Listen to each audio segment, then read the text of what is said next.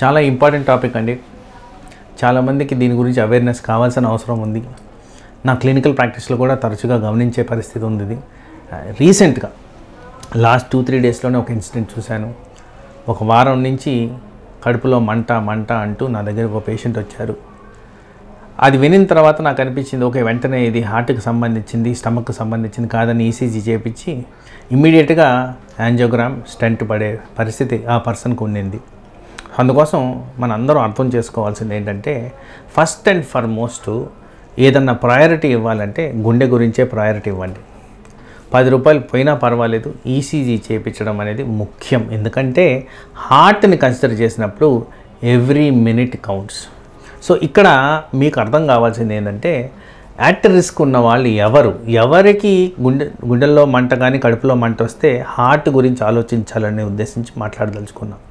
అయితే మోస్ట్ ఇంపార్టెంట్గా at risk ఉన్న వాళ్ళు అంటే smoking population, diabetic, hyper tensive, obesity ఉన్నవాళ్ళు, స్ట్రెస్కి ఎక్కువ గురైన వాళ్ళు, ఫ్యామిలీ పరంగా హార్ట్ డిజీజ్ ఉన్నవాళ్ళు, ఇదివరకు ప్రీ ఎగ్జిస్టింగ్ హార్ట్ డిజీజ్ ఉన్నవాళ్ళు, major organ dysfunction heart, liver, kidneys effect అయిన వాళ్ళు, వీళ్ళందరిలో కూడా burning sensation or gastric trouble లాగా ప్రజెంట్ అయిన సమస్యని నెగ్లెక్ట్ చెయ్యొద్దు.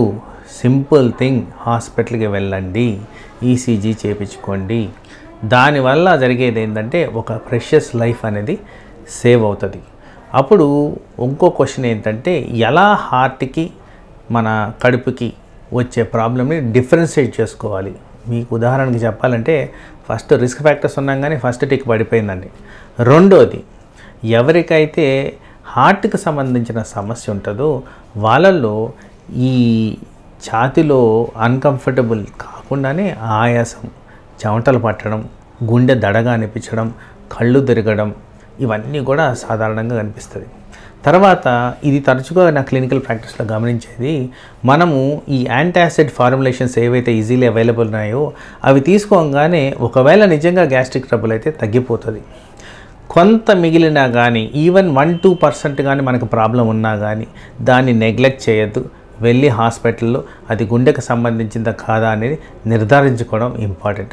ఇన్ జనరల్ గ్యాస్ట్రిక్ ప్రాబ్లంకి సంబంధించింది కడుపులో మంట, అజీర్ణము, కడుపు ఉబ్బరము, ఈ తినంగానే ఇట్లాంటి కండిషన్స్ రావడం అనేది ఇన్ జనరల్. బట్ ఎక్కువ శాతం ఆల్మోస్ట్ 95% ఎర్రర్ ఆన్ కాషన్ ఉండేసి హార్ట్ గురించి ఆలోచించడం అనేది చాలా ఇంపార్టెంట్. ఎట్ రిస్క్ పాపులేషన్ మాత్రం దీన్ని నెగ్లెక్ట్ మాత్రం చెయ్యొద్దు.